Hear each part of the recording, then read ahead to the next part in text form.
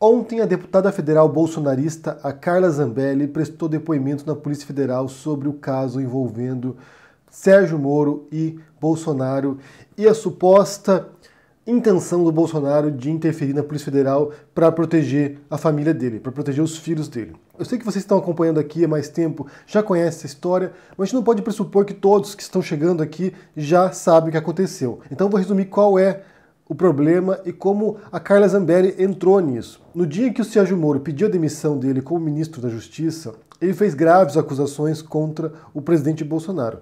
Ele foi lá e disse que ele se afastava disso por causa da intenção do Bolsonaro de trocar a direção-geral da Polícia Federal, tirando o Valeixo, que era a indicação do Sérgio Moro, que já estava com o Sérgio Moro desde o começo da gestão do Bolsonaro e do Sérgio Moro como ministro da Justiça, trocar pelo Ramagem, que é alguém próximo da família Bolsonaro, e o Bolsonaro queria também trocar o superintendente da Polícia Federal no Rio de Janeiro. O Moro se opôs a essas duas possibilidades. Na verdade, ele até aceitaria a troca do Valeixo desde que fosse por alguém de uma lista de confiança da Polícia Federal.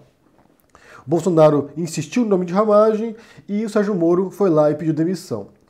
Naquele mesmo dia, à tarde, o presidente Bolsonaro foi lá e disse basicamente que o Moro estava mentindo, que na verdade não aconteceu nada daquilo, que o Valeixo saiu por conta própria, o diretor da Polícia Federal saiu por conta própria, já queria sair e foi lá e contestou o Sérgio Moro.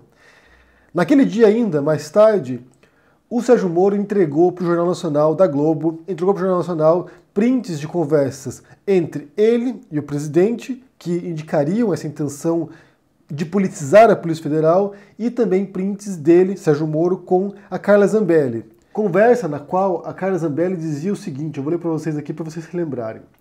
Por favor, ministro, aceite o Ramagem e vá em setembro para o STF. Eu me comprometo a ajudar, a fazer o Jair Bolsonaro prometer.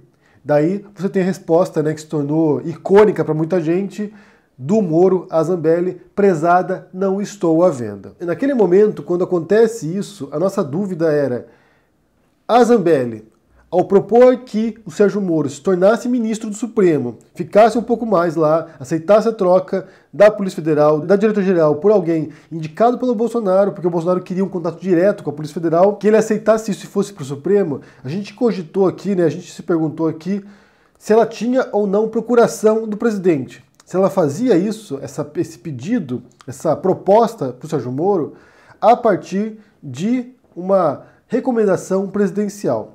E no depoimento dela de ontem, ela disse que não, que na verdade ela não tinha nenhuma procuração do presidente, que ela disse isso porque já era notório que havia essa vontade ou esse intuito de ter o Sérgio Moro no Supremo Tribunal Federal e que ela não tinha nenhuma comunicação direta com o presidente nesse assunto. É claro que a Zambelli se esforçou para defender o presidente, para blindar o presidente, porque ela é bolsonarista. A lealdade dela está junto com o Bolsonaro. Por outro lado, ocorreram outros depoimentos também nesses últimos dias de outros ministros, de outras pessoas próximas, de delegados também, e tudo aponta, tudo vai gradualmente confirmando a versão do Sérgio Moro. De maneiras um pouco mais sutis ou não, mas tudo confirma aquilo que o Sérgio Moro disse. Isso também tem gravação em vídeo da bizarra reunião ministerial, no qual rolou insultos, xingamentos, chamando ministro do Supremo de filho da puta, pedindo prisão de ministro do Supremo, prisão de governadores e prefeitos, e nessa reunião ministerial o Bolsonaro teria deixado claro para o Sérgio Moro que ele queria sim trocar a direção da polícia e a superintendência do Rio. Ainda tem muito chão, na verdade, para chegar até o presidente, para chegar até algum tipo de crime tipificado aí que possa levar ao presidente de fato. E aqui o processo seria o seguinte, seguindo adiante e o Supremo aceitando esse inquérito, ele será encaminhado para a Câmara tem que votar. Nesse caso, o Bolsonaro seria afastado por 180 dias, e se por acaso ele fosse julgado culpado de algum crime, ele poderia ser afastado, isso sem processo de impeachment. Esse seria o caminho mais rápido, na verdade, para a remoção do Bolsonaro, que esse inquérito prosseguisse, fosse acolhido pelo Supremo e que o Bolsonaro fosse afastado. Porque esperar um processo de impeachment nesse momento seria muito lento, seria muito doloroso. Você tem agora o Bolsonaro comprando apoio do Centrão, então não há, na verdade, nenhum clima para um processo de impeachment. E eu até acho que nesse caso aqui o Rodrigo Maia está até aliviado, porque ele espera que isso siga via Supremo e não via Câmara dos Deputados. Mas repito aqui, a Zambelli, nesse depoimento, pelo que a gente leu aqui, pelo que surgiu na imprensa, se esforçou para defender o Bolsonaro, para blindar o Bolsonaro, dizendo que ela tomou a iniciativa de fazer essas coisas, ela que voluntariamente conversou com o Sérgio Moro para tentar convencê-lo a ficar no cargo e não tinha nenhum tipo de endosso presidencial. Esse é o primeiro assunto de hoje. O segundo assunto foi que ontem divulgaram o resultado dos exames do Bolsonaro para o coronavírus. Ele apresentou 3 exames diferentes, com pseudônimos, então não estavam com o nome dele, embora 2 tivessem o CPF do Bolsonaro. E esses 3 exames, que eram dia 21 de março, esses 3 exames se apresentaram como negativo. Aqui a gente volta à pergunta que a gente já fez também anteriormente, né? Se o Bolsonaro havia dado negativo para o coronavírus, por que ele não veio a público e mostrou isso logo de cara? Se ele não tinha nenhum tipo de problema, nenhum tipo de doença contagiosa, que nesse caso a preocupação era essa, né? Ele contagiado com coronavírus, indo pra rua cumprimentar pessoas, tirar selfie com populares, indo à padaria, tossindo no braço e cumprimentando alguém. Ou seja, se ele estava negativo, por que ele não veio de cara fazer isso? Por que ele transformou essa história, mais uma vez, num circo, lutando na justiça, disputando para não mostrar esse tipo de coisa? Porque se ele tivesse positivo, a gente até entenderia essa disputa judicial para ele não mostrar isso aqui, porque mais uma vez seria um crime também do Bolsonaro, que também poderia levar à queda dele por crime comum nesse caso. Mas sendo negativo, por que ele fez esse estardalhaço, esse circo?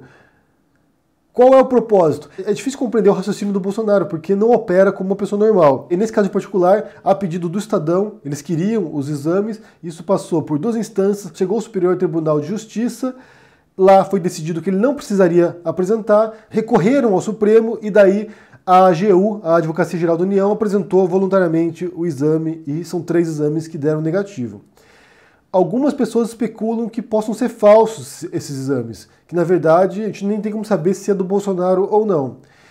Eu tenho minhas dúvidas se a gente pode especular que sejam falsos, porque sinceramente seria mais um crime, mais uma vez incorrendo em algo muito grave e que certamente se voltaria contra o Bolsonaro. Eu suponho que sejam verdadeiros, mas nada garante que depois disso também, depois do dia 21, ele não tenha se contaminado. O que seria, sinceramente, sabe, o Bolsonaro seria aquele cara que ele mencionou ali, que mergulha no esgoto e sai sem nenhuma doença. Porque ele estava próximo de pessoas que estavam contaminadas, pelo menos 23 pessoas da comitiva que foi com ele para os Estados Unidos voltaram contaminadas e ele não pegou o coronavírus. Então, realmente, ele assim, nem o vírus quer chegar perto do Bolsonaro. Nem o vírus suporta o Bolsonaro. E falando em suportar, eu li ontem uma reportagem que falava que o Sérgio Moro não tinha ideia de quem era o Bolsonaro, de como o Bolsonaro trabalhava, né? De como era trabalhar junto com o Bolsonaro. E, sinceramente, isso é subestimar a inteligência das pessoas, é subestimar aquilo que a gente já sabia anteriormente. O perfil autoritário do Bolsonaro, o modo como ele trabalha, todo o histórico dele, os supostos vínculos que ele teria com milicianos cariocas, ele e a família dele, ou seja, sinceramente, o Sérgio Moro vir dizer que ele não imaginava como era trabalhar com o Bolsonaro é insultar a inteligência dos brasileiros. Porque todos nós sabíamos que teria esse perfil e todos nós sabíamos que daria merda em algum momento. Toda essa história aqui, todo esse evento que se transcorreu após a demissão, né, o pedido de demissão do Sérgio Moro, a impressão que eu tenho aqui é que o Sérgio Moro encontrou o melhor momento para desembarcar desse barco furado. Ele percebeu que ele estava numa furada, ele percebeu que era um problemão para ele, um pipinão na mão dele, ele foi lá, resolveu pular fora e pegou essa história da troca da Polícia Federal como pretexto para isso. É claro que pode ser uma situação séria de fato, essa intenção de interferir na Polícia Federal é algo preocupante, porque a Polícia Federal é um órgão de Estado e não um órgão bolsonarista. O Sérgio Moro certamente transformou isso num showzinho também particular. Tipo, vou sair e vou deixar essa bomba no colo do Bolsonaro. Pode ser que leve a algum ponto aqui mais adiante, pode ser que leve à remoção do Bolsonaro, pode ser que leve à queda do Bolsonaro. Não sabemos ainda. Mas eu vi mais como uma saída estratégica do Sérgio Moro, desse governo, do que de fato algum tipo de preocupação ética do Sérgio Moro, algum tipo de preocupação sobre essa manipulação do sistema que o Bolsonaro faz. E aproveitando de falar de teste, de exame de coronavírus, tem mais um assunto que eu quero mencionar aqui, que foi a entrevista que o Henrique Mandetta deu dias atrás para a CNN americana. Ele conversou com a Cristiane Amanpour, que é uma excelente jornalista da CNN, e ela expôs o caso no Brasil, né, a situação no Brasil, como está o colapso do sistema de saúde no Brasil, a preocupação de que se torne o epicentro da doença no mundo. em breve. E o Mandetta foi perguntado sobre isso, né? E ele também expressou essa preocupação. Ele disse ali que nos próximos dias começaremos a ver, possivelmente, mais de 1.000 casos ao dia no Brasil, de mortes por coronavírus, de falecimentos, ou seja, isso vai escalar rapidamente no Brasil em termos de fatalidades. E esses números, é importante ressaltar, esses números refletem já pessoas que já morreram 1, 2 semanas atrás,